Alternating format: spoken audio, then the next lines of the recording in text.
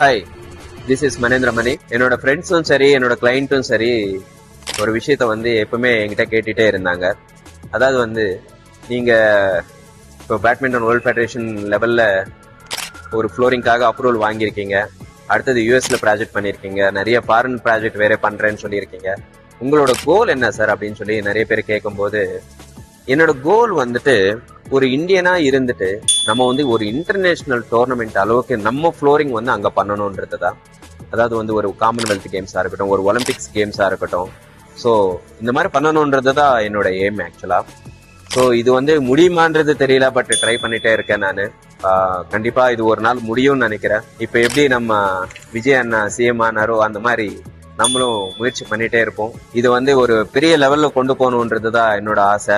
அது வந்து நம்ம இந்தியன் கம்பெனி வந்து குளோபலா ரீச் ஆகணுன்றது தான் என்னோட எய்ம். ஸோ இவ்வளோ நாள் சப்போர்ட் பண்ண என்னோட ஃப்ரெண்ட்ஸ், ஃபேமிலி, என்னோட கிளைண்ட்ஸ் எல்லாருக்கும் ரொம்ப நன்றி. Thank you very much.